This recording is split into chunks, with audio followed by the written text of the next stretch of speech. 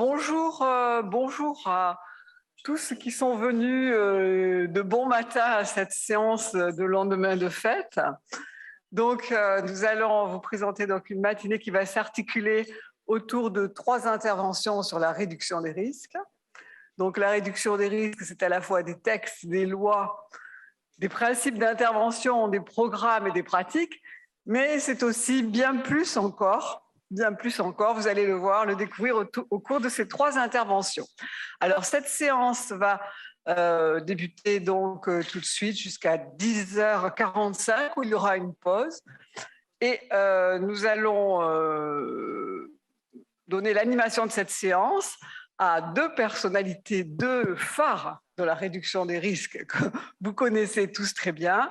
Béatrice Stamboul, donc, qui est psychiatre, membre de Médecins du Monde depuis 30 ans, déléguée régionale PACA, actrice phare de la réduction des risques, qui est très connue pour son action au niveau du bus à Sud, au niveau du projet de salle de consommation à moindre risque, qui est donc membre aussi du Corévi, très mobilisé sur la problématique santé mentale, précarité, très mobilisé sur l'accès aux soins des publics en situation précaire, des délogés, des migrants, et qui est aussi vice-présidente de la PHM. Alors j'en oublie sûrement, mais je crois que vous connaissez parfaitement Béatrice, pour que je ne m'apesantisse pas davantage. Patrick Aebérard va aussi présider la séance, ce qui nous promet donc un échange très riche. Et Patrick Aebérard est donc à la fois cardiologue, docteur en droit, auteur de nombreux ouvrages. Il a contribué à la création de Médecins sans frontières et de Médecins du Monde. Il a été président de Médecins du Monde. Il a été amené à mener de nombreuses missions humanitaires, du Biafra au Liban, en Afghanistan, je ne citerai pas tous les pays dans lesquels il est intervenu, mais c'est une personnalité importante dans ce champ-là. Il a été conseiller au cabinet de Bernard Kouchner, où il a été chargé de l'exclusion, puis de l'activité physique et sportive, mais aussi des conduites dopantes. Il a commis de nombreux ouvrages, alors plus de 130, donc on pourrait les citer pour laisser à tout le monde le temps d'arriver, mais j'en citerai 3 principalement. Il a été co-auteur avec Bernard Kouchner du devoir d'ingérence. Il a aussi écrit Droit et stratégie de l'action humanitaire avec Pierre-Olivier Chaumet aux éditions Marais Martin en 2018. Et en 2019, la réduction des risques chez les usagers de drogue, le rôle des ONG avec Pierre-Olivier Chaumet, Bernard Lebeau, donc aux éditions LEH en 2019. Donc voilà, donc je vais laisser la parole aux premiers intervenants. Donc il y aura une petite modification dans l'ordre des interventions, puisque nous allons commencer par l'intervention de Sandra Comer de New York, qui porte sur le développement de traitements dans les troubles de l'usage d'opiacés.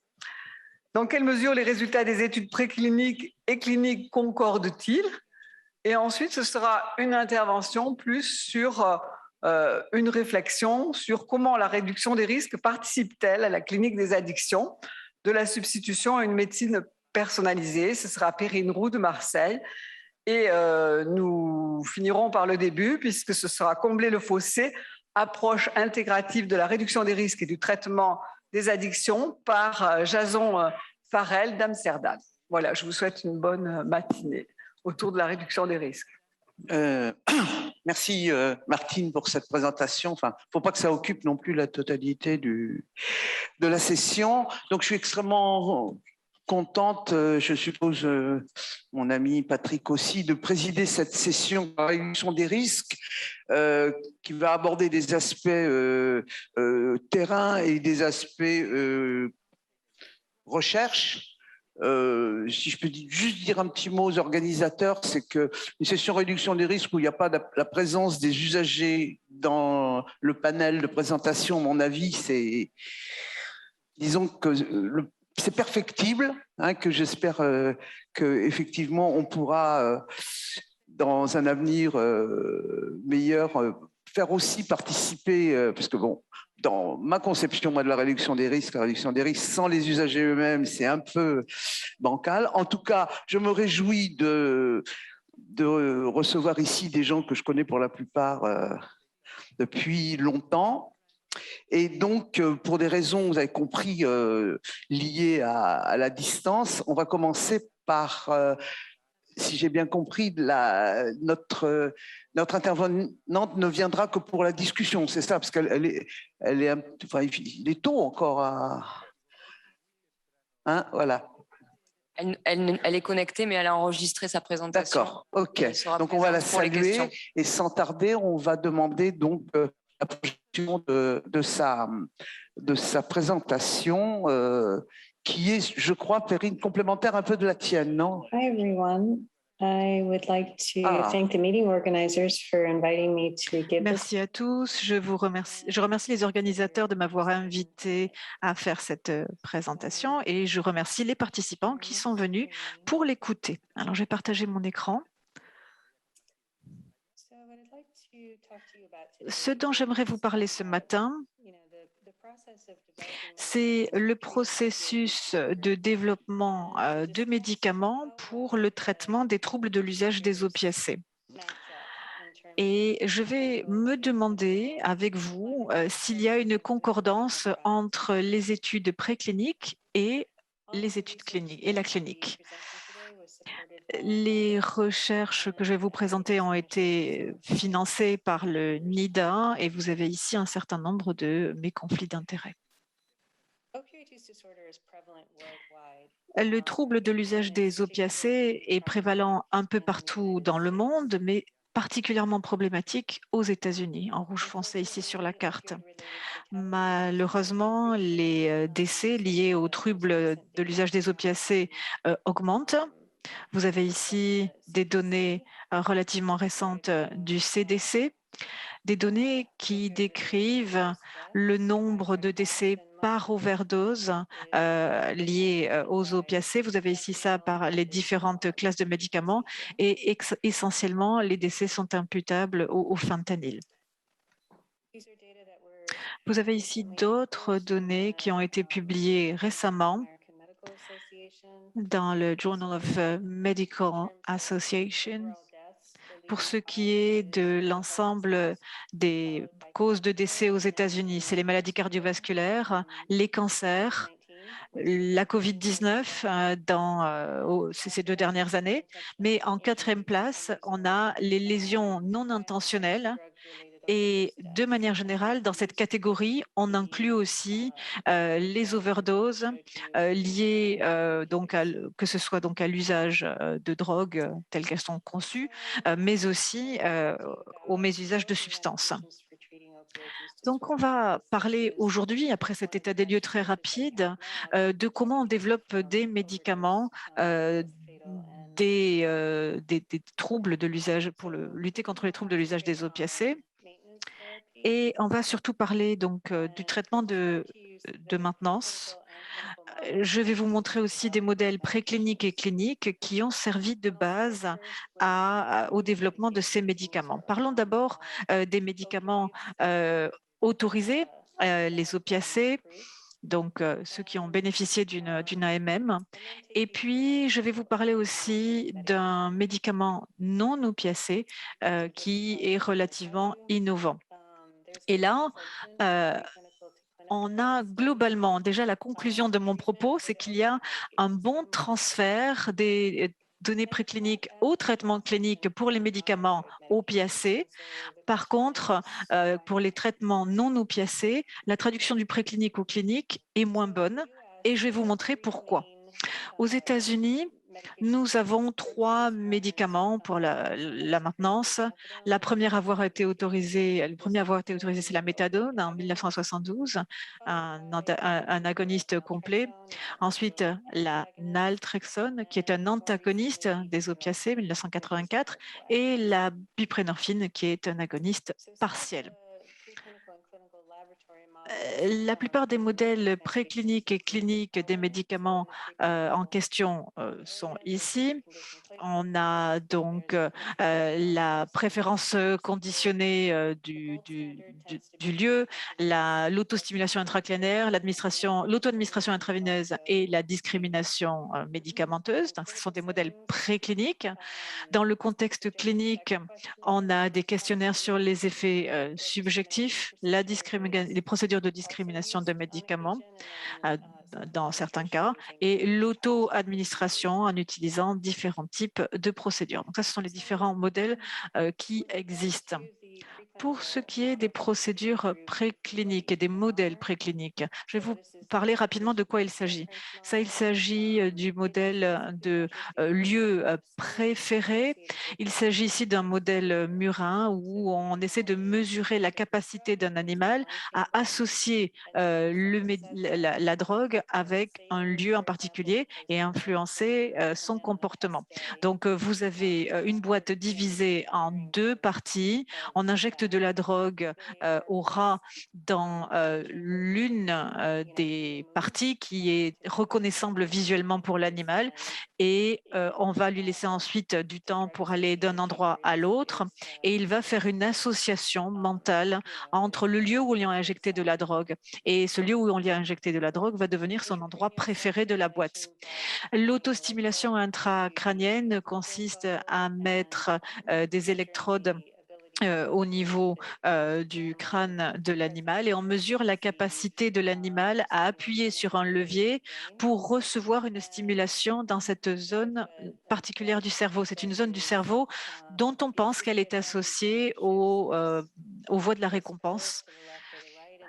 Et on mesure donc la capacité de la drogue à répondre la capacité de la drogue, pardon, à influencer cette zone-là, la zone donc de les voies de la récompense.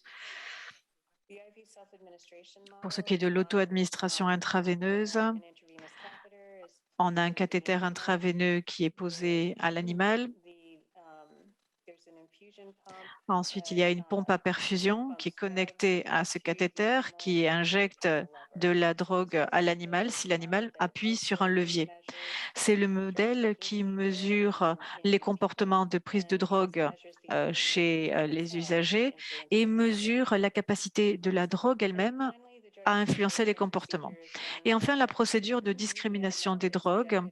On injecte de la drogue à l'animal et on le forme, on l'entraîne à appuyer sur un levier. S'il appuie sur un levier, il va avoir de la nourriture. S'il appuie sur l'autre levier, il va avoir une injection de sérum physiologique. Et au bout d'un certain temps, il apprend à discriminer entre le levier qui va lui donner une récompense et le levier qui ne va lui administrer que du sérum phy.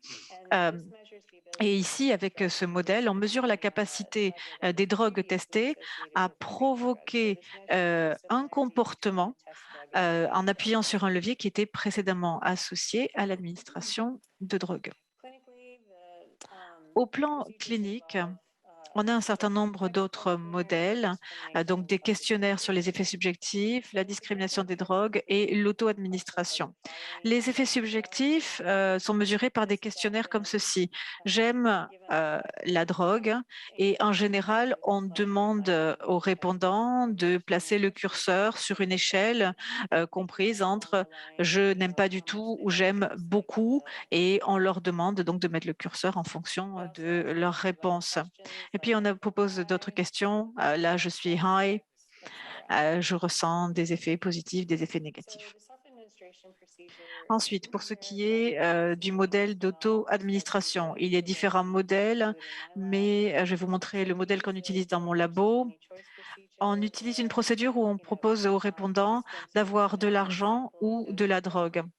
Donc, on a une séance test où on dit aux usagers, ou en tout cas aux sujets, qu'ils vont avoir de la drogue et de l'argent.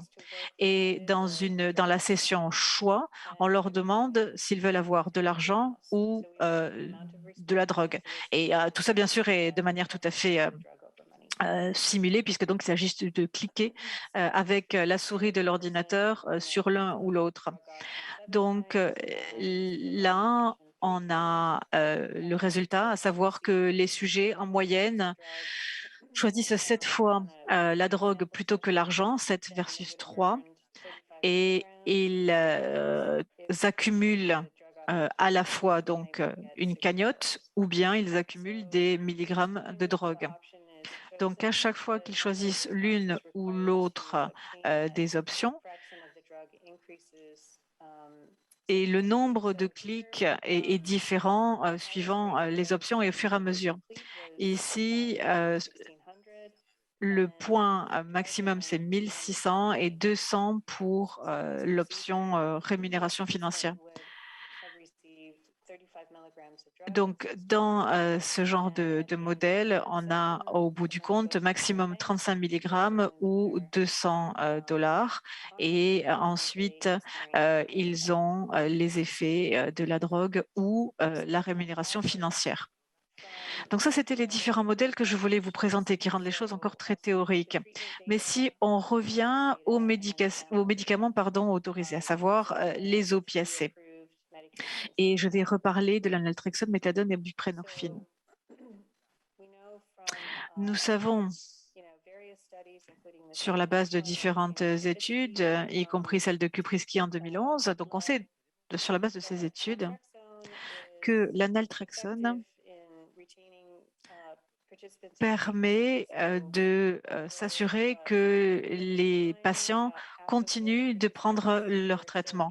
Plus de la moitié des patients de cette étude suivaient encore le traitement après 6 mois s'ils reçoivent de la naltrexone active, tandis que ceux qui recevaient le placebo ne restaient pas dans l'étude. On a les mêmes taux de rétention pour la méthadone et la buprenorphine. Donc là, c'est le repère des 6 mois de traitement. Et avec ces deux médicaments, on a des patients, à peu près la moitié d'entre eux, donc on a une rétention d'à peu près la moitié des patients. Donc ces 3 médicaments sont efficaces. En labo humain, vous avez des données de mon labo de 2006, où on a ici la valeur de breakthrough, et en bas, vous avez le taux subjectif rapporté par les sujets d'effets positifs de la drogue. Donc là, c'est la situation de référence à laquelle les sujets reçoivent le médicament étudié. Et ensuite, on a un suivi, comme vous le voyez, sur 6 semaines, en donnant des doses différentes d'héroïne au cours de la semaine.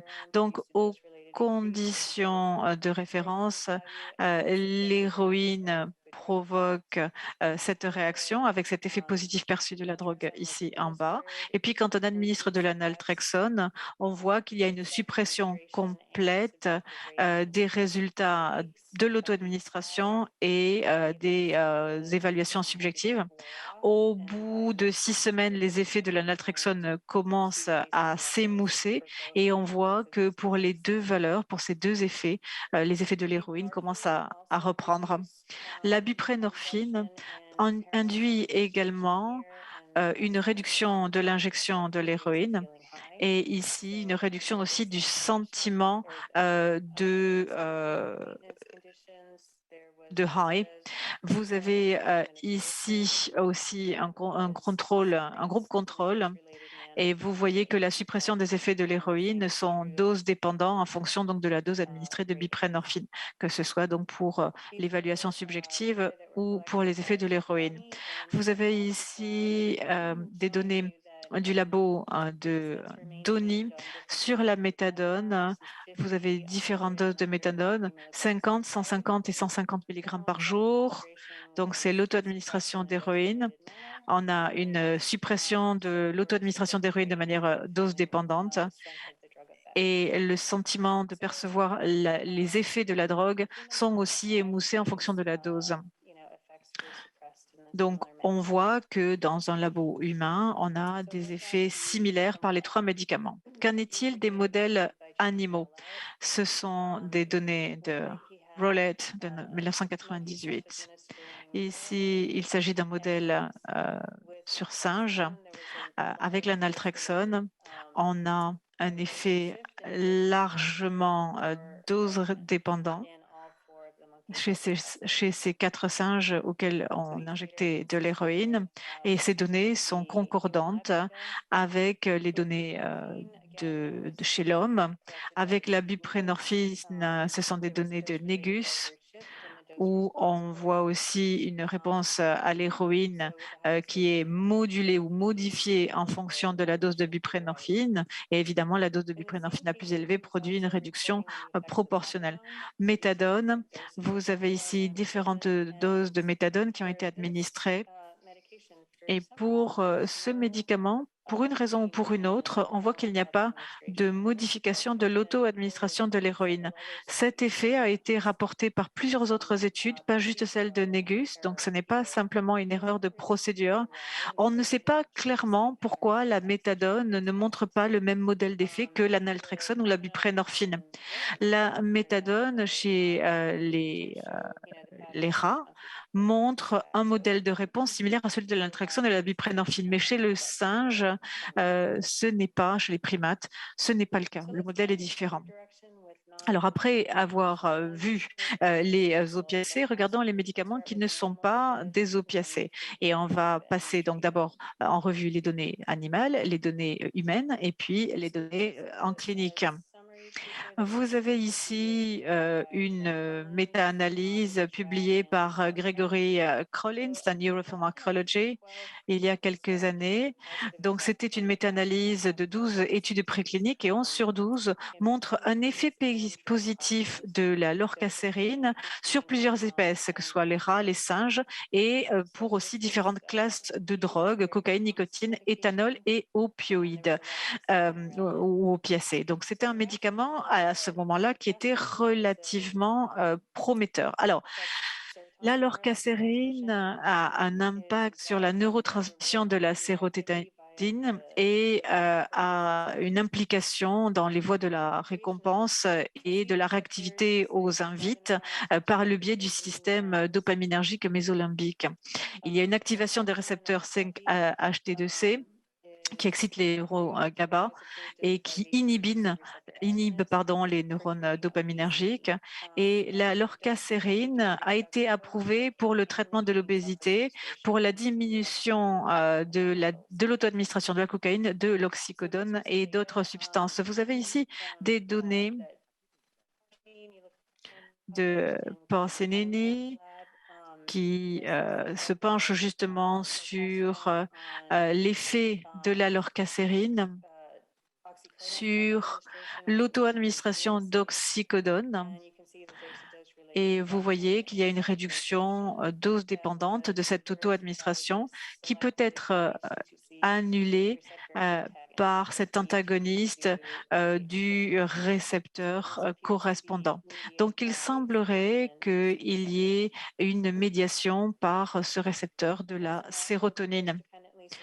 On voit aussi la réactivité aux invites d'oxycodone par la lorcacérine.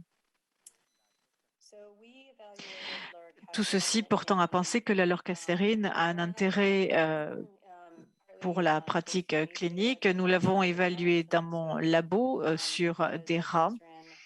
La lorcacérine, on l'a montré, peut aussi contribuer à limiter le tabagisme et peut aussi avoir un impact sur la prise de poids liée à l'arrêt du tabagisme. Et au moment où on a testé ce médicament, on le testait donc pour cette finalité, pour cette indication et non pas en tant que médicament de maintenance. Et il a été testé en tant que médicament de maintenance en 2020, donc une étude qui était menée dans le cadre d'une hospitalisation des sujets de cette semaine. Donc, la première semaine, c'était d'abord une détoxification, semaine de stabilisation avec un début de lorcacérine. Et puis ensuite, on divisait la cohorte en 2 groupes avec d'un côté de l'oxycodone active, de l'autre côté un placebo.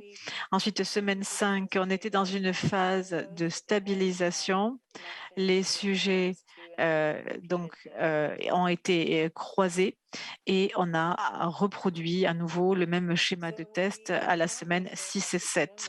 On a constaté que l'oxycodone auto-administré était davantage administré que le placebo. Donc, il s'agit ici du pourcentage de discrimination ou de choix des drogues. Quand le placebo était disponible, on voit qu'il y a une diminution nette. On voit néanmoins que l'alorcacérine n'a pas d'effet sur l'auto-administration au long cours. L'alorcacérine n'a pas non plus beaucoup d'impact sur la réponse subjective à l'oxycodone. Il y a simplement une augmentation au niveau de l'échelle visuelle analogique de la recherche de l'oxycodone, donc des cravings d'héroïne. Il y a une légère modification que l'on peut visualiser ici. Vous avez ici une étude de Levin dans mon groupe qu'on a publié récemment où on a étudié l'alorcacérine comme traitement potentiel chez les sujets recevant de la naltrexone à libération prolongée. Et l'alorcacérine n'a pas permis d'améliorer l'induction en ambulatoire chez les patients bénéficiant d'un traitement à la naltrexone. Donc, ces données suggèrent que l'alorcacérine, en tout cas à cette dose, ne soit efficace pour traiter les troubles liés à l'usage d'opiacés. Donc, au global, comme je le disais donc au départ, il y a une assez bonne traduction des données précliniques à la clinique pour les médicaments opiacés, pour la plupart d'entre eux, la méthadone semblant être une exception, comme je vous l'ai mentionné tout à l'heure. Par contre, pour ce qui est des médications non opiacées, la traduction entre le préclinique et la clinique n'est pas aussi bonne. Alors pourquoi? Alors la réponse simple peut-être, c'est parce qu'il y a bien sûr des différences entre les espèces, donc les espèces qui sont étudiées en labo et l'être humain. Un des autres motifs peut-être plus important, c'est qu'il y a des limites de dose chez les humains parce qu'on a des effets secondaires. Donc, on ne peut être pas administrer la dose, justement le médicament à une dose suffisante, comme on peut le faire sur des modèles précliniques.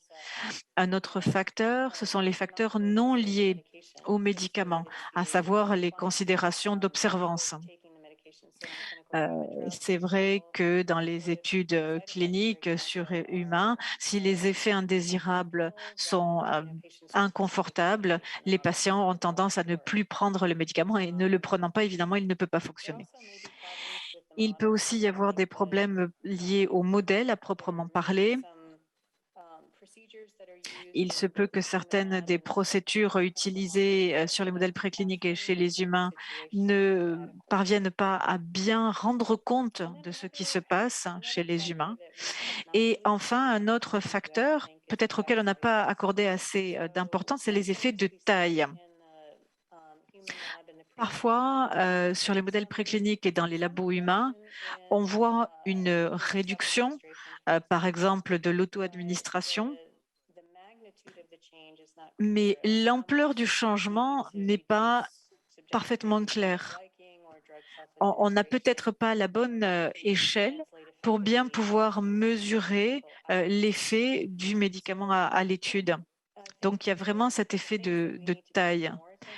Et donc, à l'avenir, il y a un certain nombre de choses auxquelles on doit prêter peut-être plus attention, notamment les notions d'effets secondaires, les effets non liés aux médicaments et les effets de taille.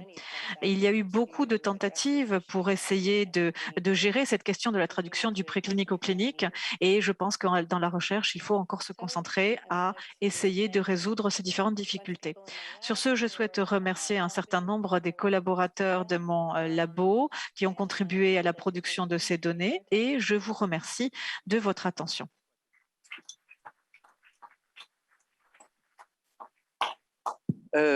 Écoutez, je remercie la remarquable présentation de Sandra Commert. Je dois dire que mes compétences ne vont pas jusqu'à comprendre la totalité de ce qui a été dit et je pense que c'est... Enfin, s'il y en a parmi vous qui veulent poser des questions, je crois elle pourra être contactée un petit peu plus tard dans la matinée. On vous dira quand. Moi donc, nous présidons une session qui parle de réduction des risques. Donc, je suis très attachée à ce que la recherche se penche sur le travail de terrain que nous conduisons. Et je remercie par avance Perrine, qui est chercheur. Pardon? Ah, je n'avais pas compris. Pardon, excusez-moi, Sandra, je ne savais pas. I didn't know you were there. So, if there are questions concerning the presentation. Sandra, je ne savais pas que vous étiez là. Donc, s'il y a des questions, on peut les poser maintenant. Parce que notre collègue Sandra est connectée. Notre collègue Sandra Comer, elle est en contact et elle peut répondre. Est-ce qu'il y a des questions dans la salle? Il faut peut-être expliquer que s'il est très tôt pour elle, il est encore aussi assez tôt pour nous et la totalité des participants n'est pas encore arrivée, ce qui explique qu'il s'est un peu frileux. Peut-être que ça va venir, alors oui, je vais passer à la communication suivante qui est celle de Perrine, chercheur INSERM, domiciliée à Marseille, ma voisine, ma copine, et qui va nous parler de... Ah oui, mais... Voilà, je te passe la parole. Dis-nous de quoi tu vas nous parler. Merci Béatrice. Donc on va passer de la neurobiologie à la réduction des risques. Je tenais à remercier la THS, Jean-Pierre, Archites, de m'avoir invité et surtout de m'avoir permis de rencontrer donc Sandra qui a présenté avant. C'était un peu pour ça aussi, on voulait faire une présentation à plusieurs voix que j'ai rencontrée lors d'un ATHS il y a 10 ans de ça et grâce à cette rencontre, j'ai passé 2 années à New York en postdoc à l'Université de la Columbia. Donc merci Jean-Pierre pour cette rencontre. Je vais donc vous présenter un peu des travaux, quelques-uns de nos travaux, les travaux du CESTIM, donc de mon équipe, ainsi que des travaux d'autres équipes qui ont permis de montrer en quoi la réduction des risques peut apporter des éléments à la clinique des addictions. Alors, j'ai une fausse salle.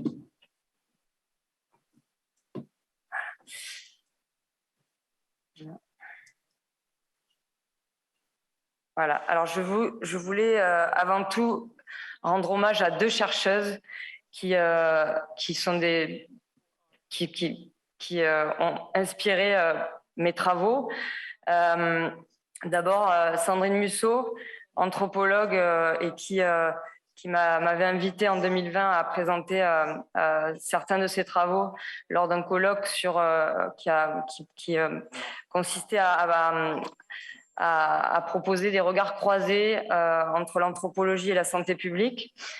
Sandrine m'a finalement appris à regarder un peu différemment mon objet de recherche, à déplacer un petit peu le regard que peut porter l'épidémiologie sur les drogues et les addictions.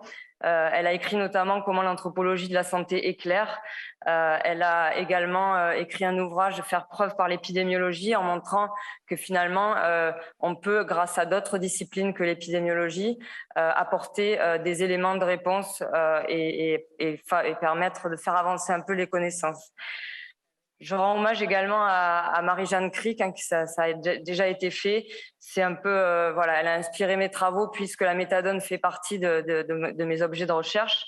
Marie-Jeanne Crick a publié très tôt, dans les années 70, et a montré que la méthadone, finalement, était bien tolérée par les personnes. Elle a publié ses articles dans les années 70. Donc,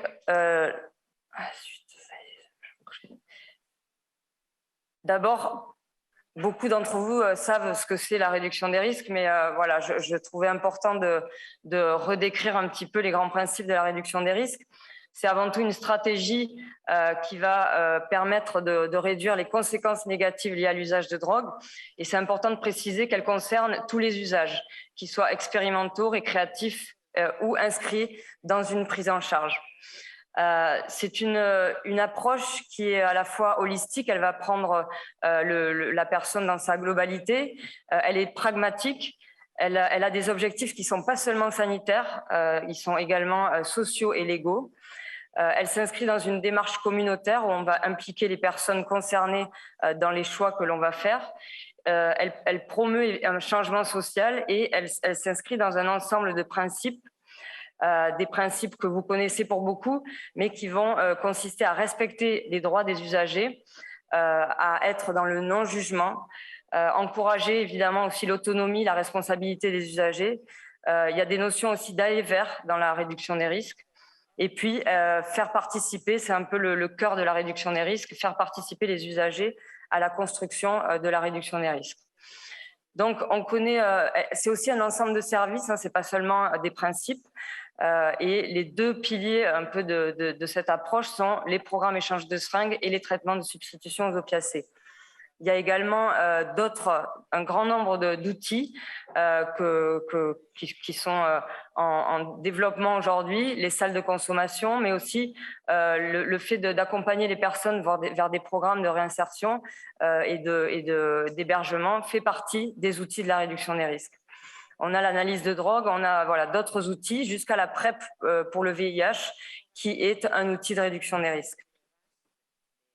Donc, si les États-Unis ont mis en place la méthadone très tôt, nous, la France a été caractérisée par une substitution à base de buprenorphine dans les années, donc en 96. En fait, pour reprendre un peu l'histoire, pour ceux qui ne la connaissent pas, ce traitement était prescrit au départ contre les douleurs, le Temgesic, et puis au moment de la flambée de l'épidémie de VIH parmi les personnes qui injectaient des drogues, il y a eu une réponse officieuse de certains médecins, courageux médecins, qui ont été qualifiés de dealers en blouse blanche et qui ont proposé cet antidouleur comme traitement de substitution. Et puis, cette réponse s'est transformée en une réponse officielle en 1996 à travers l'accès à la méthadone et à la buprenorphine, qui est devenu donc le Subutex en comprimé que vous connaissez tous. Donc, ces traitements de substitution sont des outils de réduction des risques et nous avons des données en France très intéressantes qui ont montré que au fur et à mesure que les patients ont eu accès à ce traitement, est-ce que c'est ça? Non. Ah zut. Bon. C'est pas grave. Il y a eu une réduction de la pratique de l'injection parmi les utilisateurs. En même temps que ces traitements donc, ont été rendus accessibles, un des éléments majeurs pour la santé publique a été une réduction drastique des overdoses. Donc ça, c'est quelques-uns de nos travaux qui ont montré que ces traitements étaient également utiles dans la prise en charge du VIH, puisqu'on a montré au travers d'une cohorte Manif 2000 qui était composée donc, de personnes infectées par le VIH par voie intraveineuse, que les traitements de substitution avaient un impact positif sur l'observance aux antirétroviraux. Donc, on a montré non seulement que l'accès à ces traitements de substitution, méthadone ou buprenorphine, et l'arrêt de l'injection permettait d'avoir une observance égale aux personnes qui ne consommaient pas. Mais il est important aussi de préciser que même si les usagers continuaient à injecter, il y avait une amélioration de l'observance. Et on a montré également sur des critères plus objectifs, qui est la charge virale, que le fait de rester en traitement de substitution permettait d'atteindre une charge virale indétectable. Donc, si ces traitements de substitution sont des outils de réduction des risques, ils sont aussi associés à certaines prises de risques. On sait que certains patients sous Subutex injectent leur traitement.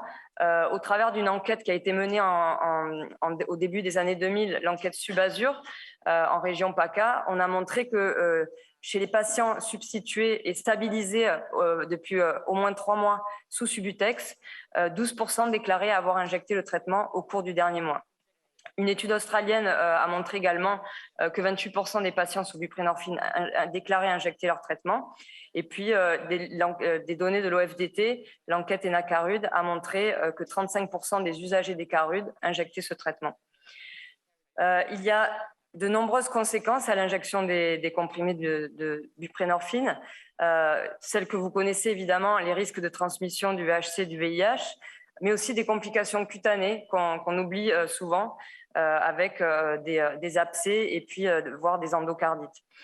Il y a également des conséquences liées à la stigmatisation et puis un risque légal qui va être pour les usagers d'être dans des pratiques de contournement, de falsification d'ordonnances. Et là, je vous ai mis, je ne sais pas si c'est très... Voilà, de ma pratique de pharmacienne avant de démarrer mes travaux de recherche, une ordonnance qui falsifiée, voilà, avec du Cibutex, du Cytotec, de l'adiprosone, voilà. Et ça montre aussi, voilà, que les personnes vont mettre en œuvre des pratiques pour accéder à leur traitement. Alors la question qui se pose, c'est est-ce que c'est le patient qui est en échec ou le traitement qui est en échec? Voilà. Donc là, j'ai quelques éléments de réponse. Au travers de l'enquête Subasure dont je vous parlais précédemment, on a pu montrer quels étaient les facteurs associés à l'injection, au détournement du traitement par d'autres voies d'administration. Et donc, on a trouvé que les facteurs associés à l'injection de buprenorphine, c'était le fait de percevoir le dosage comme inadéquat. On a également explorer la question du sniffing parce que la buprenorphine est sniffée également par les patients et on a trouvé un résultat intéressant, c'était que les patients qui percevaient le traitement comme inadapté étaient plus à risque de consommer leur traitement par sniffing. Il y a également une prise de risque dans la substitution qui est peu explorée.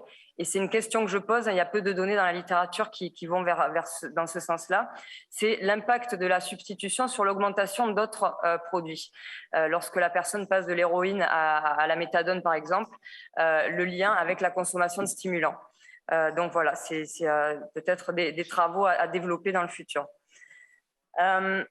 Il y a des réponses thérapeutiques qui ont été apportées à ces phénomènes. La Suboxone qui a été déployée plutôt aux États-Unis, une buprenorphine donc combinée à un antagoniste des récepteurs opiacés, l'analoxone, qui a pour objectif de limiter le détournement par les patients.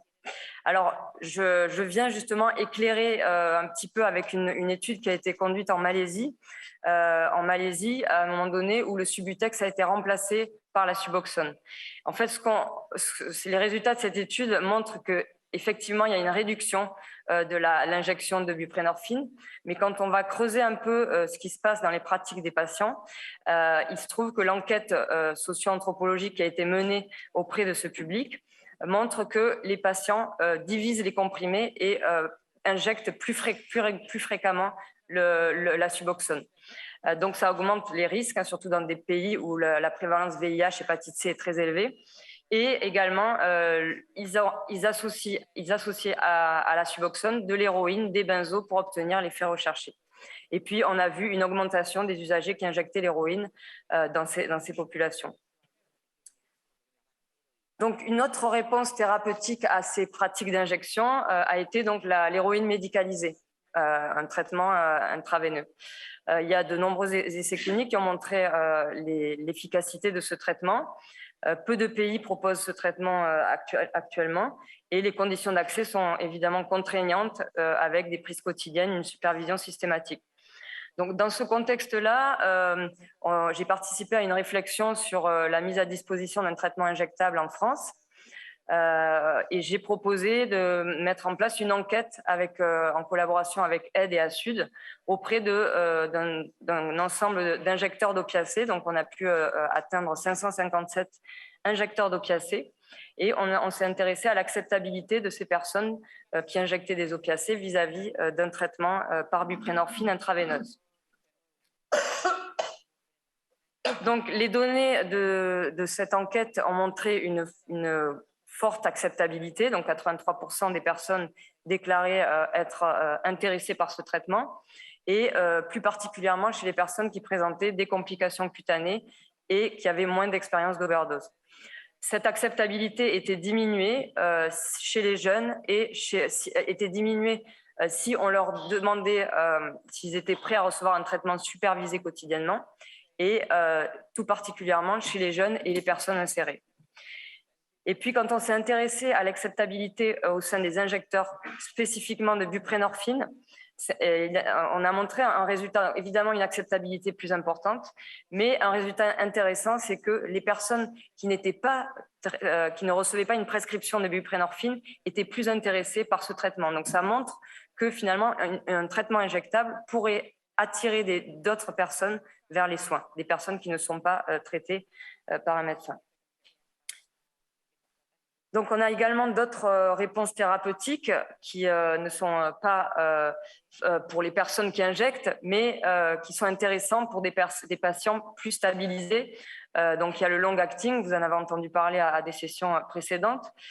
Donc, un intérêt pour les personnes pour diminuer les contraintes liées à la prise quotidienne, pour améliorer l'observance, pour, dans certains cas, réduire la stigmatisation associée à la prise du comprimé. Mais voilà, j'ai exploré un petit peu la littérature sur ces questions-là. C'est un traitement très récent. Il y a quand même une étude qui a été conduite dans un programme échange de seringues qui étudie l'acceptabilité vis-à-vis de ce traitement long-acting. Et on montre que ces patients-là, ces personnes suivies dans des centres de réduction des risques, préfèrent quand même les comprimés au long-acting. Donc voilà, c'est une étude préliminaire, mais à confirmer par des enquêtes prochaines. Donc, ces données montrent qu'il est important d'élargir les options thérapeutiques pour répondre aux besoins des patients qui sont multiples, et puis surtout de prendre en compte le choix et les préférences des patients. Donc, plusieurs questions se posent. D'abord, est-ce que le traitement est une priorité pour la personne? Quelle est la forme galénique qui va être la plus adaptée à ces patients, du médicament à libération prolongée à la voie intraveineuse? Quelle molécule? C'est aussi le patient qui peut choisir la molécule qu'il va recevoir, de la buprenorphine au morphinique. Et puis aussi, ne pas oublier la question de la sortie de la substitution. C'est finalement une question qui est peu explorée dans la littérature scientifique et qui mériterait aussi qu'on s'y intéresse un peu plus. Donc, à côté des options thérapeutiques, je voulais juste rapidement parler du cadre et du lieu de prise en charge de ces personnes, parce que le traitement ne fait pas tout et il est important de questionner aussi la prise en charge globale et où cette prise en charge est proposée. Donc ça, c'est les travaux d'une étude que j'ai menée avec Sharon Stancliffe à New York quand j'étais en postdoc à la Columbia. Sharon, qui est une figure emblématique de la réduction des risques aux États-Unis. Et j'ai participé à l'évaluation de leur programme bas seuil dans le centre de New York qui était destiné aux personnes précaires. Et on a montré que ce programme bas seuil, c'était un programme assez innovant et unique, parce qu'il y a peu de programmes de ce type-là. À l'époque, en tout cas, il y en avait très peu aux États-Unis. Et donc, on a montré une très bonne rétention en traitement, enfin une très bonne, en tout cas, pour ce public qui n'a pas accès aux soins. Ça permet de les maintenir dans les soins, malgré des conditions de vie très particulières. Une autre question sur le cadre de prise en charge, c'est on connaît évidemment l'accès dans les centres spécialisés, dans les hôpitaux, mais questionner l'accès à la médecine de ville. Et ça fait partie des travaux qu'on a conduits il y a plusieurs années, une étude qui a été coordonnée par Patricia Carrieri, un essai randomisé qui a montré que initier la méthadone en médecine de ville était équivalent à l'initiation en centre spécialisé. C'est un résultat important. Et un autre résultat de cette étude qui est très intéressant, c'est que les personnes qui étaient randomisées en ville avaient moins refusé l'étude que les personnes qui étaient randomisées en centre spécialisé. Et ça, finalement, c'est un des résultats principaux de cette étude Métaville. Cette étude a été citée tout récemment dans un article du BMJ qui montre que la prise en charge en médecine de ville est coefficace et tout à fait acceptable par les patients. Et puis, donc, je n'ai pas de données scientifiques sur les microstructures, mais un modèle intermédiaire qui est développé en France, qui est très intéressant, qui va consister à une prise en charge en ville au travers d'un réseau de professionnels adaptés pour ce type de public. Une autre question rapide qui est importante dans cette prise en charge, ça va être, je l'ai déjà dit auparavant, mais de prendre en compte la perception des patients. Et je présente ici les travaux d'un collègue de New York là, qui est sociologue, Pedro Mateu Gelabert, qui a mis en place une étude sociologique auprès de personnes qui étaient sous méthadone. Et il montre que les perceptions de ces patients sont très critiques vis-à-vis de la politique un peu restrictive d'accès à la méthadone, où on va demander aux patients de venir prendre leur traitement de tous les jours ou de manière régulière. Et voilà, ils décrivent la méthadone comme des menottes liquides. Voilà, et ça montre un peu comment voilà, on pourrait peut-être améliorer la manière de la prise en charge de ces personnes. Et pour aller dans ce sens-là, une étude biologique qui a montré une très bonne concordance entre ce que le patient raconte en termes de ressenti et les dosages de méthadone. Donc, on peut aussi faire confiance aux patients dans les choix faits dans la prise en charge. Voilà. Bon, j'ai presque fini, pardon, mais je ne sais pas, elle a disparu. Bon. Non, non. Non, attends. Voilà. Non. Voilà. Tu l'avais déjà fait. Bon, ça bloque. Tant pis. Juste, bon, pour finir, en conclusion, voilà, une approche pragmatique où on va prendre en compte finalement l'environnement, les préférences des patients. Donc, c'est un peu ce que la réduction des risques nous enseigne aussi. Surtout, combiner les outils de réduction des risques, même pour des personnes en traitement, des traitements de substitution associés à des outils, à du matériel stérile, à un ensemble de services. Et puis, voilà, il y avait l'avant-dernière diapo qui était sur la précarité, mais prendre en compte l'environnement social de ces personnes en traitement pour améliorer la prise en charge. Voilà, je vous remercie. Désolée pour un peu.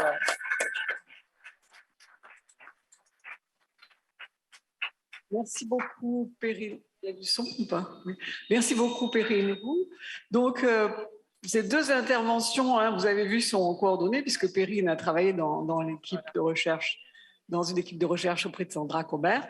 Donc, on va peut-être consacrer un temps de questions-réponses autour de cet aspect-là, et puis ensuite, nous passerons après peut-être à l'intervention suivante où on a le temps, 10h45. On a 5 minutes de questions. Et Patrick Eberhard peut peut-être faire un commentaire déjà. Je vais faire un commentaire parce que je trouve que l'étude de Perrine est tout à fait remarquable et pose bien le problème de la relation entre la clinique et la recherche.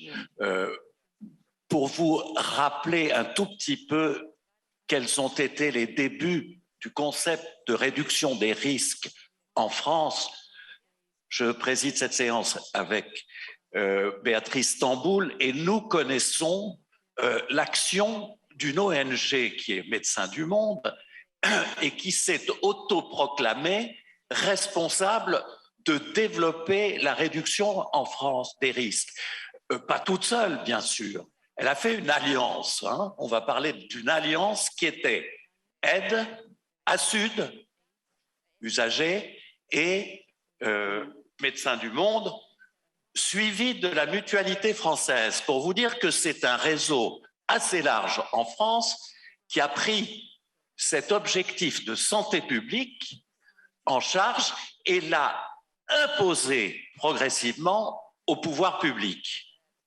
C'est une dynamique que moi j'appelle la dynamique humanitaire, c'est-à-dire qu'on repère un problème, on trouve des solutions, on demande aux politiques de se saisir de ce problème et de faire changer. Alors, nous, on voulait changer la loi en dépénalisant l'usage. Ça n'a pas été possible, mais on a changé les pratiques très largement à partir des années 94-95. Donc, nous avions commencé sur le réseau bas seuil, qui était tout simplement de tendre la main à des gens qui étaient totalement exclus et qui avaient une séroprévalence au VIH de près de 40 ou 50% dans les endroits les plus déshérités. Et nous avons mis en place progressivement cette politique qui, aujourd'hui, quand on regarde ce qui se passe dans les CARUD et ailleurs, est absolument remarquable. Mais j'ai entendu ici, pendant les quelques jours avec vous, qu'on s'essoufflait un peu. Je veux juste faire cette remarque, je trouve qu'on s'essouffle un peu dans la dynamique, parce que la réduction des risques, c'est un combat. C'est pas juste, c'est vraiment difficile. C'est une population très difficile. Et si l'on veut appliquer tous les éléments des programmes de réduction des risques, et notre ami Varel va nous le montrer tout à l'heure, c'est très compliqué. Alors juste une chose qui me surprend par cette remarquable présentation de Madame Comer, c'est que elle parle sur la réduction des risques. Bon, elle parle des opiacés et des recherches sur la dépendance. Mais elle montre comment, aux États-Unis, cette cible incroyable de mortalité par overdose aux opiacés passe de quelques milliers de doses à 70 000 morts par an. Vous voyez? Et ça, c'est quand même un problème, parce que où est la réduction des risques? Réduction des risques de 5 000 à 70 000 en 10 ans, il y a un problème. Il y a un problème et on en reparlera. Je peux juste... Attends, je termine et tu reprends. Donc, c'est un problème et c'est vrai qu'en Europe, nous n'avons pas, à part en Écosse, des chiffres comparables.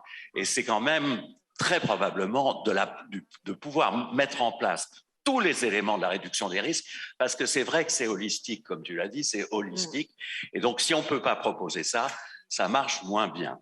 Et on va pouvoir avoir une discussion tout à l'heure avec la présentation de Varel.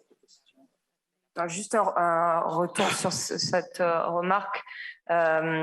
Si Sandra, c'est vrai, a présenté ses résultats sur des médicaments, il y a la substitution, donc ça fait partie des outils de réduction des risques. Sandra a également participé à des projets sur l'éducation à l'administration de la naloxone dans le contexte américain avec ces overdoses. Donc, elle a conduit des projets très intéressants avec les programmes d'échange de seringues sur l'éducation à la naloxone. Et voilà, qui sont évidemment des interventions à promouvoir dans le contexte américain. Est-ce qu'il y a des questions dans la salle? Oui. Merci Perrine pour ce tour d'horizon. On t'entend pas. Donc, merci Perrine pour tout. Je vais directement à la question que je vais poser. J'aurais beaucoup de choses à dire et de compliments à faire à Perrine, mais là, ça serait plutôt une critique. Tu as évoqué à propos de la Suboxone, l'expérience de la Malaisie.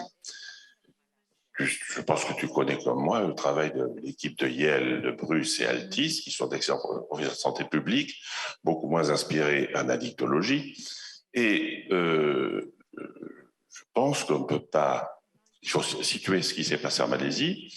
Donc, après que Singapour ait finalement interdit le Subutex, enfin la buprenorphine, du fait des injections, pour trouver que ce n'était pas bien d'injecter les traitements, donc la Malaisie a un petit peu suivi, et de façon... il y a eu un transfert obligatoire de la buprenorphine, du Subutex vers la Suboxone, et donc le passage, qu'est-ce qui a été observé? Donc il y a eu une augmentation des doses et une augmentation de la fermentation. À quelle dose, Perrine? Tu es l'auteur, peut-être le français qui a fait le travail, peut-être avec quelques autres qui sont pas loin d'ici,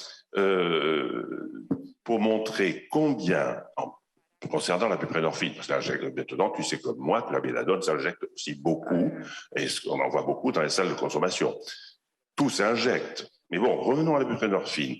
Tu as démontré, et tu es une de celles qui a un travail le plus sérieux, parce qu'en France on parle, mais on démontre peu, pour montrer combien le sous-dosage de buprenorphine est un facteur d'injection. Tu sais, dans la publication malaisienne, de combien était la dose moyenne qui a été augmentée puissamment de 1,88 mg par jour à 2,50 mg par jour. Quand on sait que par voie sublinguale, les données de la science, les doses efficaces sont entre 16 et 24 mg.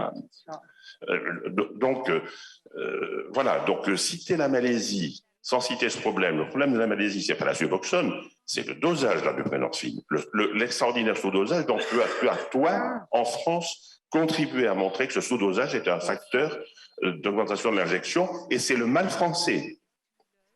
C'est le mal forcé. C'est le problème du dosage non pertinent de la buprenorphine et tous les risques et dommages que cela induit. Voilà, c'est tout ce que je voulais dire. Oui, alors pour répondre à ton commentaire, Jean-Pierre, le dosage et puis la molécule aussi, hein, voilà, si la personne elle est sous-dosée ou si elle n'est pas en accord avec la molécule et l'effet à rechercher, il va y avoir plus de détournements que si le traitement est adapté. Juste cette étude malaisienne, ce que je trouve intéressant, c'est qu'elle éclaire des pratiques qui existent et avec la Suboxone et qu'on oublie un peu en discutant avec des usagers de cette étude-là. Ils m'ont confirmé que effectivement ces pratiques-là avaient été observées et ils ne comprenaient pas pourquoi. Mais il y a cette idée de fractionner pour avoir l'effet escompté. Les personnes, en fractionnant, il n'y a plus l'effet de l'analoxone et ils injectent à plusieurs reprises pour avoir l'effet recherché. Notre étude au Vietnam, qui est publiée, a démontré exactement le contraire. Ok. Bon. Enfin, je te la passerai. Ok, bah écoute. Ok. Merci. Échange. Non, mais je dirais quelque chose après là-dessus. Autre question concernant la présentation de Perrine? Je vois des mains, voilà, Marc, et quelqu'un plus loin là-bas. Oui, merci beaucoup pour ces deux premières présentations. Et alors, moi, je verrais un pont sur la question des modèles. Peut-être ce qui fait obstacle et le fait que, puisque donc dans l'étude un élément de la présentation de Sandra Comer, c'est que il y a une sorte de décalage entre ce qui est prédit et ce qu'on attend comme résultat et les résultats réels que l'on a. Et puis, dans la présentation de Perrine, il y a aussi un peu ces éléments. Il y a des décalages entre les mesures qui sont prises et les résultats qu'on obtient. Et peut-être que du coup, plutôt que peut-être qu'il faut prendre un peu de recul et revoir exactement les modèles, hein, que ce soit donc les modèles animaux, les modèles cliniques en laboratoire ou les modèles par rapport à la réduction des risques, rentrer un peu plus dans le détail. Substitution, ça veut dire quoi? Les histoires de dosage auxquelles faisait allusion Jean-Pierre Delouette, c'est quoi l'implication? Et de reprendre des études plus qualitatives sur les différentes expériences que les personnes peuvent avoir avec les traitements. Parce que, pareil, traitement, ça veut dire quoi? Oui. Et il faut qu'on rentre dans le détail, sinon, et c'est le gap à venir. Voilà. Oui, peut-être que oui. Une seule question alors pour après rester dans le temps, parce qu'effectivement, on déflore peut-être l'intervention suivante qui fera justement le pont sur l'approche intégrative. Et 10h45, oui. Oui, c'est 45 minutes. Bonjour, merci pour ces présentations très intéressantes. Damien Carmona, je suis médecin addictologue dans le Val-de-Marne. Une première réflexion, on a vu suite à l'arrivée de certaines formes combinées de buprenorphine, le passage associé finalement de la dose autorisée de Subutex de 16 à 24 mg. Ça s'est un peu fait en catimini. J'ai eu l'impression que c'était logique, mais c'était assez surprenant comme changement de paradigme, mais tant mieux. Une question, c'est dans certains cas, on est quand même très démunis concernant les gens qui sont addicts aux injections, savoir comment donc les repérer finalement et en termes de pratique, vous, comment est-ce que vous prenez en charge ce genre de situation? Je vais peut-être laisser la parole aux addictologues parce que moi, je ne suis pas clinicienne. Est-ce que Béatrice, tu veux répondre ou pas? Non. Il y a une question clinique en fait à laquelle j'ai pas ma place pour répondre. Sur la prise en charge des patients qui injectent, comment faire pour repérer ces pratiques chez ceux qui injectent des fortes doses de buprenorphine, c'est ça? Ceux qui sont addicts aux injections, en fait, c'est-à-dire qu'il y en a où c'était clairement sous-dosé et le passage finalement de 24 à 16, ça peut permettre de résoudre un certain nombre de situations pour les patients qui finalement utilisaient le SNIF ou même l'injection dans des contextes de sous-dosage. Il y en a certains où il y a quand même d'authentiques addictions finalement entre guillemets comportementales à l'injection, ça va vraiment être très schématique. Ouais. je ne sais pas si je vais avoir la bonne réponse pour savoir comment les gens injectent. Il faut regarder leur corps. Hein. Il faut travailler ça avec eux, d'autant que souvent, c'est une injection qui est vécue comme un petit peu honteuse, donc ils ont un petit peu du mal à en parler. À travers ce que j'ai quand même envie de dire à travers la présentation de Perrine, c'est que nous, les acteurs de terrain de la réduction des risques, on voit comment les outils, même extrêmement pertinents, même extrêmement diversifiés, peuvent être utilisés soit comme un moyen de libération et de stabilisation des personnes, soit comme un moyen d'emprise et de tenir les gens sous contrôle. Hein. Le type qui dit que c'est comme des menottes liquides, moi, ça me parle beaucoup et je suis quand même assez... je note quand même, après tant d'années, la frilosité de nos tutelles à accepter les produits un peu plus psychoactifs ou véritablement l'injection, hein, qui oblige les gens effectivement à injecter des produits ininjectables et dommageables. Et je crois véritablement que dans la réduction des risques, il faut prendre le sujet, enfin, j'aurais de redire des choses qu'on a dites, là où il en est de son parcours d'usage et l'accompagner vers des modalités plus protectrice. Mais pour ça, il faut déjà connaître et accepter des choses qui parfois nous paraissent un peu difficiles. Je crois qu'il faut qu'on passe... Excusez-moi, j'ai quand même une question. Non, Marion. En fait, je voudrais juste savoir les conséquences de l'enquête que tu as faite sur la buprenorphine injectable et si l'industrie s'en est saisie. Merci, bonne question. J'ai été sollicitée par des industriels suite à cette enquête et donc il y avait un projet avec Etipharm sur un projet de buprenorphine intraveineuse et pour l'instant il est resté en stand-by. Apparemment pour des raisons de difficulté à fabriquer un produit stable dans une ampoule, donc à des dosages plus élevés que celles qu'on avait pour le Temgesic. Donc pour l'instant on n'a pas avancé sur la question, mais on espère que peut-être ça viendra. Mais c'est vrai que l'idée, la perspective de ce traitement, c'est de sortir du tabou de l'injection en fait. C'est de permettre, je sors de ma casquette de chercheuse, mais c'est de permettre à l'usager, au patient, de parler d'un traitement qui existe. Si le traitement est injectable, on peut parler d'injection. Et voilà, il y a beaucoup de patients qui cachent tout ça à leur médecin, on le sait. Et voilà, l'idée, c'est de sortir de ce tabou. Alors, on va terminer cette session, mais merci beaucoup. Mais attendez. Notre ami, le professeur Comer de Columbia, est en ligne. Donc, est-ce qu'il y a des questions pour elle? Just a second.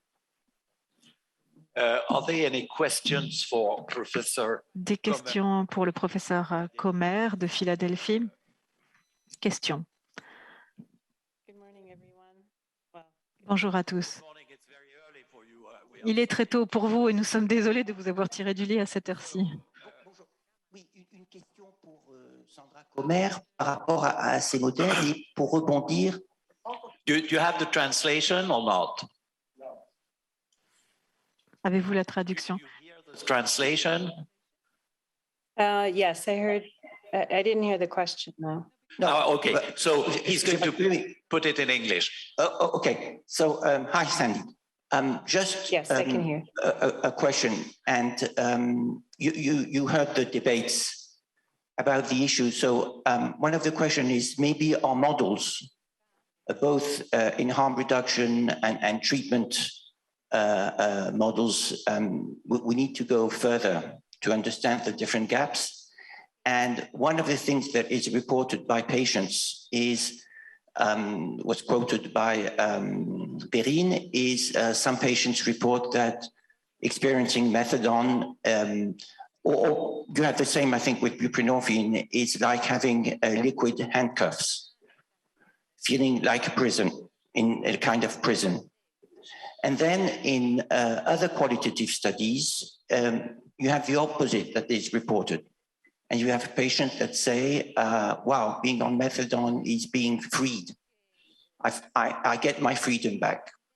And you have that also with buprenorphine. So I think the question, how can we reconciliate and we need to make it short, sorry, how can we reconciliate how with the same medication, individuals will experience totally... Les individus auront les résultats opposés. L'un se sent avec des menottes et l'autre est sans menottes. Merci Marc Merci, pour Marc. cette question effectivement très intéressante. Alors, je ne connais pas cet article, donc j'ai pris une photo immédiatement pour pouvoir le lire. Cette notion de menottes liquides. J'ai jamais entendu cette expression-là, enfin en tout cas formuler les choses comme ça, et je me demande si c'est la difficulté de la procédure pour obtenir la méthadone qui donne ce sentiment d'avoir des menottes. Il faut peut-être savoir exactement quel est le contexte dans lequel cette phrase a été prononcée, savoir pourquoi il y a ce sentiment de menottes, si c'est la substance qui donne ça ou l'expérience autour. Et de manière générale, pourquoi on a ce sentiment que l'opiacé donne l'impression de menottes? Peut-être parce qu'il y a besoin de prendre très régulièrement ce traitement. Et le fait de prendre de la méthadone va avoir le même sentiment, puisqu'il y a une régularité dans la prise qui est nécessaire et qui donne un sentiment, bien sûr, de cage. Ça, je le comprends. J'ai aussi mené des données plus qualitatives pour revenir sur ce qui a été dit tout à l'heure.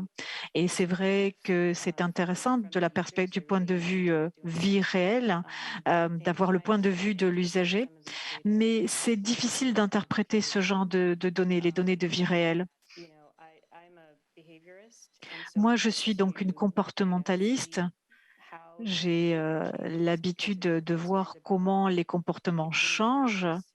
Parce que si on continue un usage et l'usage de ces médicaments, il faut faire en sorte, une fois de plus, de réduire les risques, qui est notre objectif. Et on doit vraiment se concentrer sur à la fois les comportements et les obstacles. Donc, les modèles que nous avons, cliniques, n'ont que la valeur que l'on peut leur accorder dans le sens où ils prédisent des comportements. Donc, en effet, de manière générale, je suis tout à fait d'accord avec ce qui a été dit, à savoir qu'il faut aller plus en profondeur, essayer de faire en sorte que les modèles soient concordants. Très bien. Y a-t-il d'autres questions? We have to go on with the program. Thank you. Donc, je vous présente maintenant notre ami Jason Farrell, qui est pionnier dans le développement de la réduction des risques. Je le connais depuis 30 ans. En particulier, on a participé à la fondation de Harm Reduction International. Et lui, il a mis en place des guichets uniques de soins, On-Stop Shop Care. Il œuvre depuis 30 ans et a travaillé aux États-Unis, puis actuellement aux Pays-Bas, où il a créé le Positive Health Project et qu'il a transféré aux Pays-Bas, où il travaille depuis 2009. Je lui cède la parole. Thank you. Good morning. Merci. Bonjour d'être ici. Merci Jean-Pierre et toute l'équipe de m'avoir invité. Je me sens comme en famille ici avec mes amis et je vais parler dans le micro, oui. Je vais parler lentement parce que nous avons des interprètes et je sais que l'anglais que vous ne parlez pas anglais au quotidien. Et ce n'est pas très facile de parler néerlandais non plus. Donc, une brève introduction. On va parler de comment les interventions de réduction des risques peuvent être utiles pour que les personnes qui se lancent dans un traitement et pour réduire les risques d'infection au VIH, VHC. Et on peut leur présenter les risques et les avantages pour ces patients pour minimiser ces risques. Donc, quand on demande ce qu'on fait, on aide les gens qui ne peuvent plus gérer leur usage des drogues. Beaucoup qui viennent nous voir ne pensent pas qu'ils ont besoin d'être traités en ambulatoire ou en hospitalisation. Ils veulent changer, mais ils ont besoin d'être guidés. On les aide à avoir un plan de soins pragmatique qui soit avec des objectifs atteignables. Comme l'a dit Mme Comer, c'est tout un ensemble. Notre mission, c'est de leur donner le bon traitement, de les soutenir et de leur donner l'assistance dont ils ont besoin pour qu'ils restent en traitement et de bons résultats. Le concept est basé sur la recherche et les données qu'on connaît pour bien aborder les risques et améliorer les résultats des traitements. On voit un mauvais... parfois, les patients ne restent pas en traitement parce qu'il y a de longues listes d'attente. On essaie d'accentuer, de nous axer sur les changements de comportement. On veut minimiser l'usage des drogues et les comportements à risque associés à cet usage. Les interventions sont préparées pour que les gens, avant leur traitement, puissent être bien préparés. Et c'est dans mon centre médical à New York qu'on commence. On a fait le premier programme d'action aux États-Unis. On faisait des tests VIH et le traitement est très important. Donc, avec les usagers de drogue, il faut prendre des médicaments pour le reste de sa vie et l'adhésion au programme est très importante. Donc, on s'occupe de ça et cette intervention s'applique à tous les traitements. On utilise également des interventions dans les réseaux sociaux. Dans ces modèles, on change les réseaux sociaux des personnes pour intégrer un soutien pour qu'ils aient de nouveaux comportements. Et ça, c'est extrêmement important. Nos services comprennent un enregistrement dans un centre basse seuil. On fait un triage, on a des interventions auprès de groupes ou individuels. On s'occupe des traitements, d'accès à des tests. C'est de l'autre côté de la rue, et on distribue des autotests. Comme ça, les gens peuvent rentrer chez eux et se tester eux-mêmes, chez eux ou au bureau. On offre des cours de yoga, de méditation, et on peut les orienter vers d'autres centres de traitement pour les addictions et de santé mentale. On voit surtout des hommes homosexuels et des individus LGBT qui ont des addictions au sexe et aux drogues. Les besoins de ces personnes ne sont pas assez abordés. Et il y a de plus en plus de migrants LGBT qui arrivent à Amsterdam maintenant. Les chiffres maintenant, si on considère qu'on vient d'ouvrir en 2020,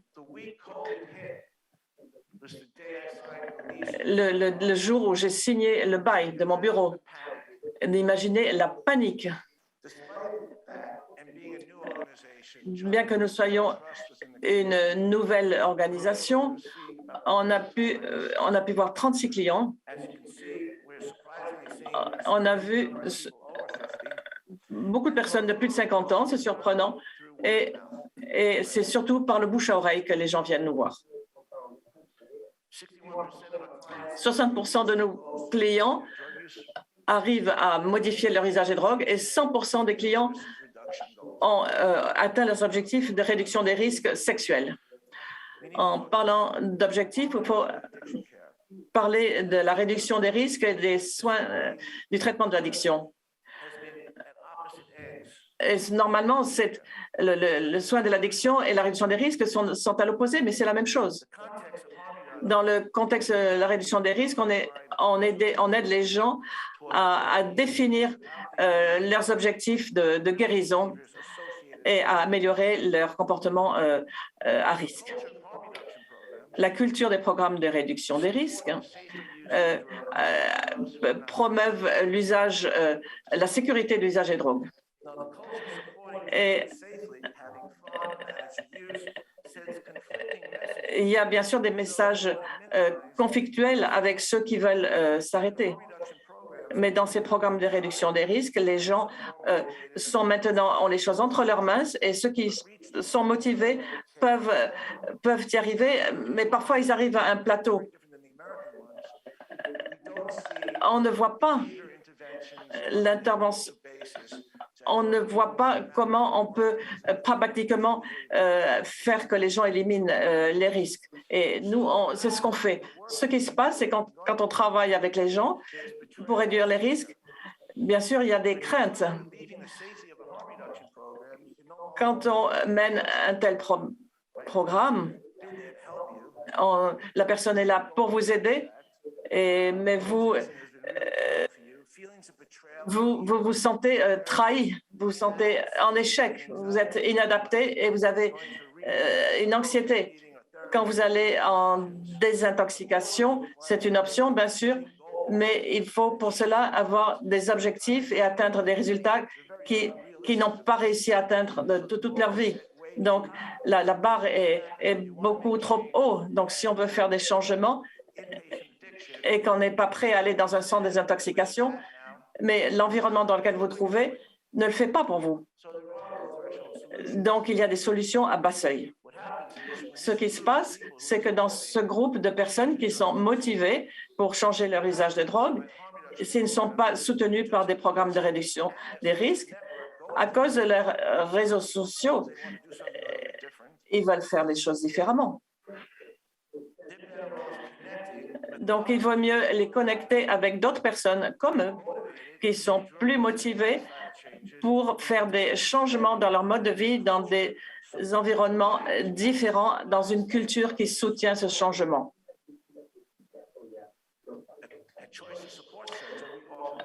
Et c'est ce que nous offrons. Tout d'abord, on évalue les personnes pour voir les soins dont ils ont besoin.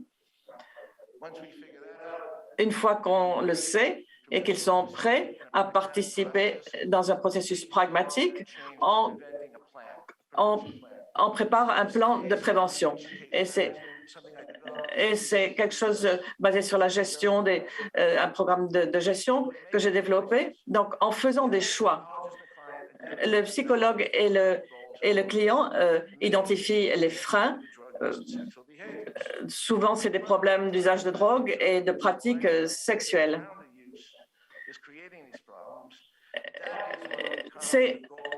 Ça devient maintenant, il faut un objectif pour atteindre le niveau qu'on souhaite. Et il faut faire des choix et maintenant on établit une feuille de route et on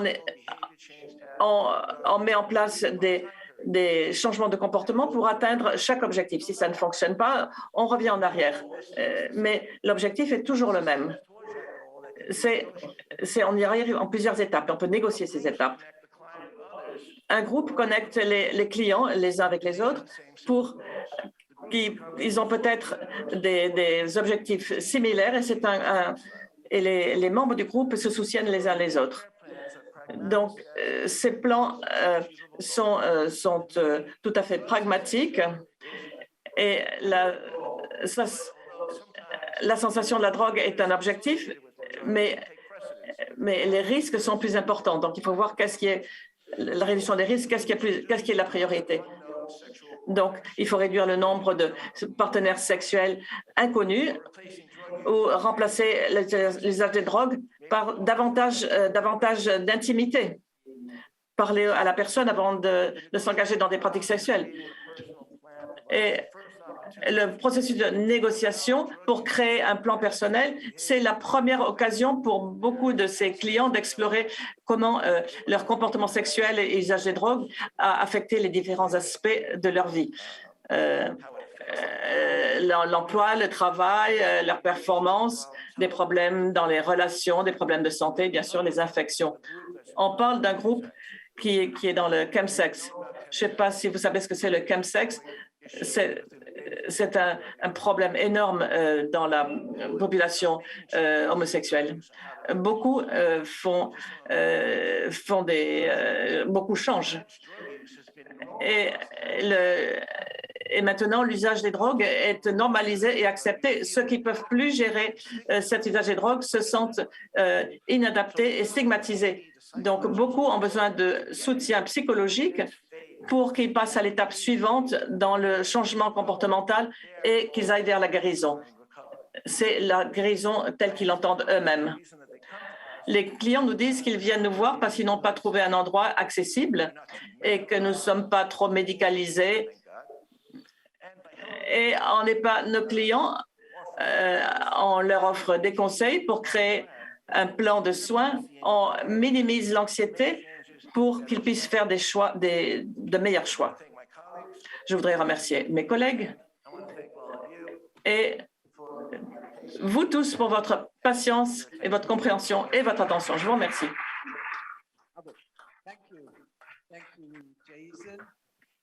Merci beaucoup, Jason.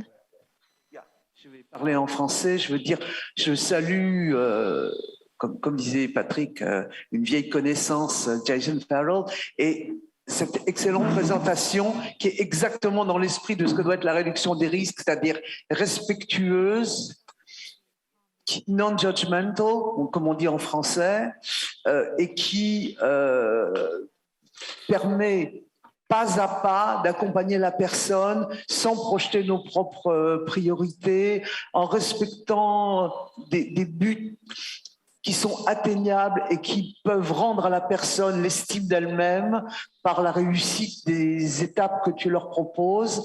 Je trouve que c'est un programme effectivement très adapté à Amsterdam, mais dont nous pouvons tous nous inspirer parce que c'est dans ce modèle et dans cet esprit-là que la réduction des risques propose et intègre des personnes qui sinon sont exclues des programmes à haut seuil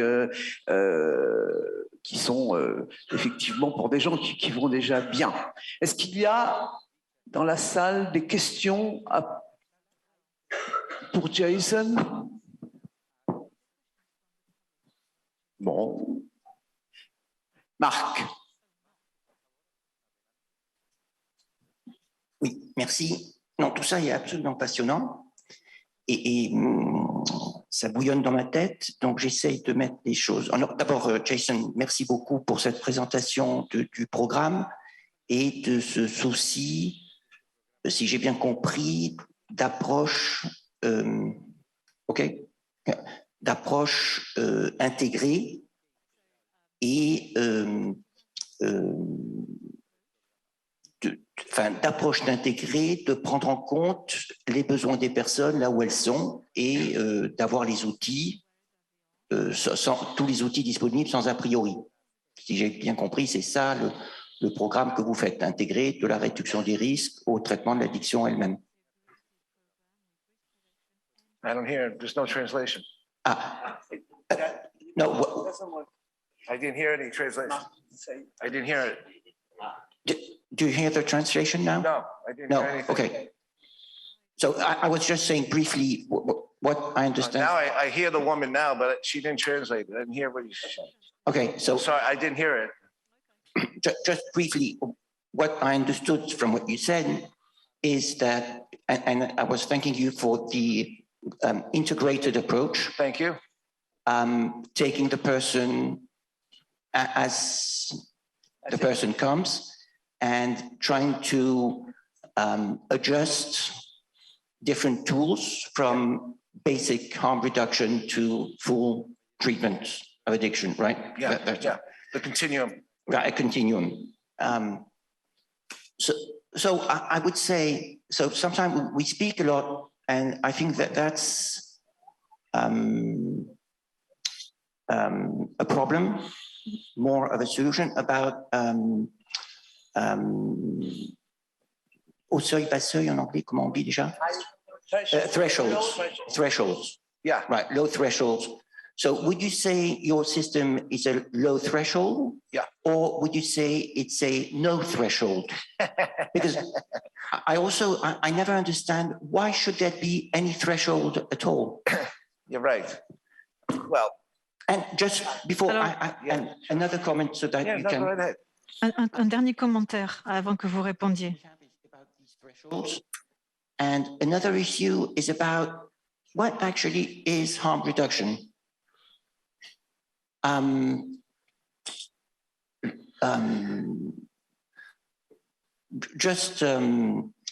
It was just said as a kind of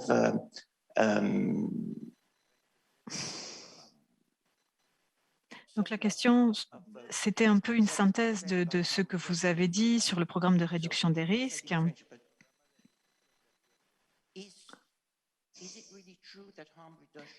Est-ce qu'on peut vraiment dire que la réduction des risques prend les individus là où ils sont, là où ils en sont?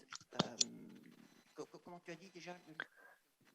Je disais que la réduction des risques prend les personnes là où elles sont, c'est-à-dire qu'on fait des propositions qui sont adéquates à notre perception de la situation du sujet, sans jugement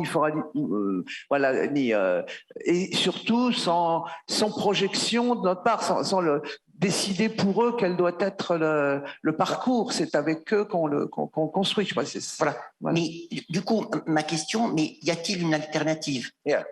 Et si on a une définition trop large de la réduction des risques, en fait, on perd l'objectif. Parce que quelqu'un peut-il revendiquer de ne pas faire comme ça? Quelqu'un peut-il dire non, mais moi je ne prends pas les gens là où ils sont, je ne prends pas en considération, en conscience, après qu'on le fasse de façon inconsciente, mais en conscience, peut-on dire moi les gens, j'en ai rien à foutre, je les prends, je fais ce que je veux, et s'ils ne sont pas contents, ils se cassent.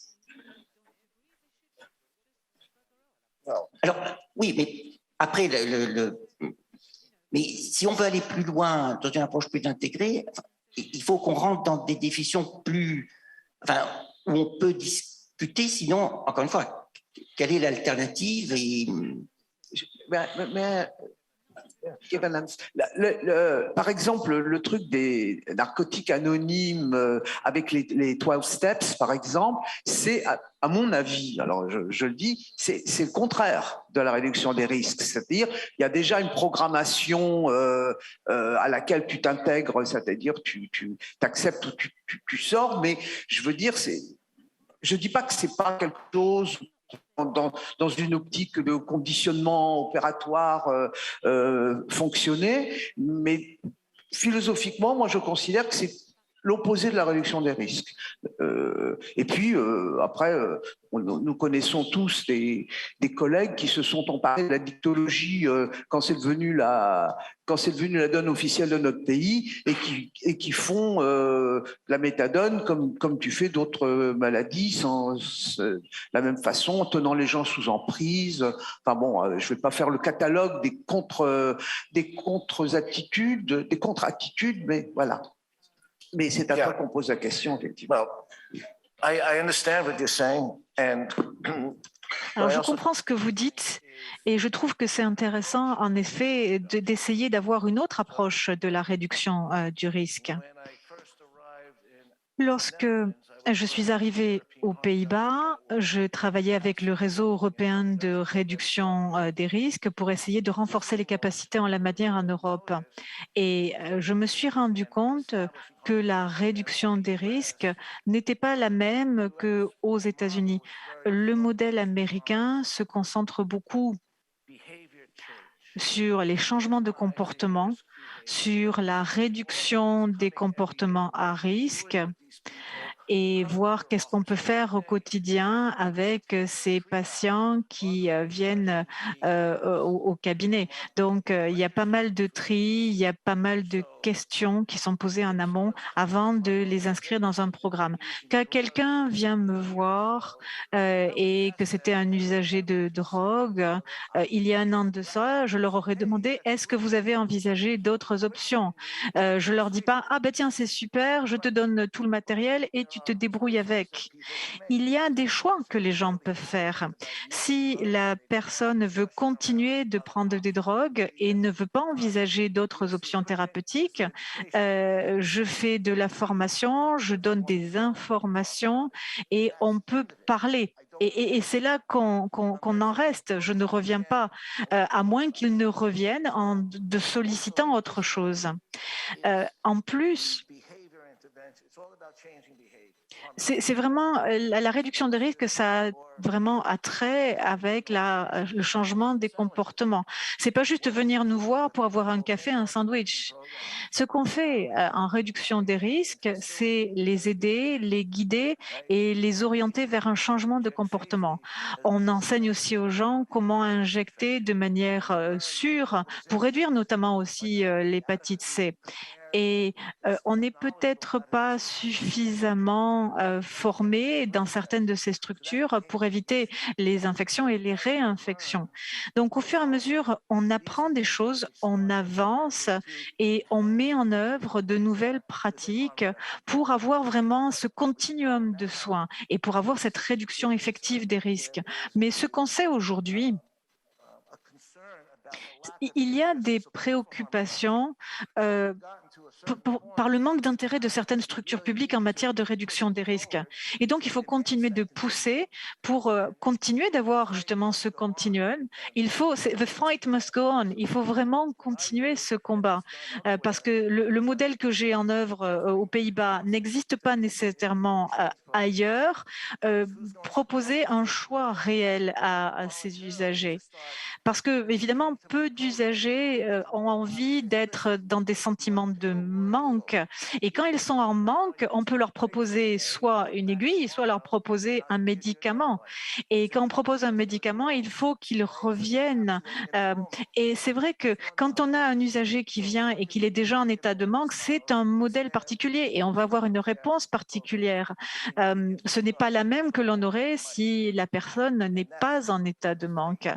Et il faut vraiment continuer à avoir un continuum, mais vraiment une réponse adaptée au cas par cas. Autre question?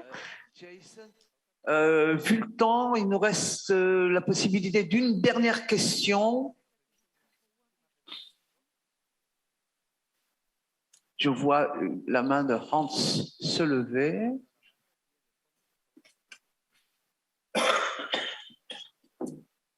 Bonjour, Hans Gadelius. Peut-être je posais la question, peut-être que le jour où on fusionnera le concept de XAPA et de CARUD et qu'on pourra peut-être faire une prescription de Subutex et après accompagner l'injection sur l'autre coin du bureau, ben, on aura peut-être gagné et on pourra faire ce que monsieur fait dans son pays. Je ne sais pas. We have to explain that. In France, it's different facilities. Oui, en France, on a des infrastructures différentes. Dans certaines infrastructures, on a les seringues et les autres, on a la buprénorphine ou la méthadone. Donc, c'est vrai qu'il faudrait avoir justement une seule structure avec un accès à bas seuil pour qu'on ait tout au même endroit. Oui, effectivement, c'est ce qu'on a fait à New York aussi il y a des années. En tout cas, merci beaucoup. Les États-Unis qui a explosé sa nuit pour pouvoir parler avec nous. Thank you very much for raising in the middle of the night for the pleasure of being with us. Donc, merci de vous être levé en pleine nuit pour le plaisir d'être avec nous. Aux interventions qui ont permis quand même sous des jours très différents d'éclairer le caractère global de ce qu'est la réduction des risques. Merci aux organisateurs. Pause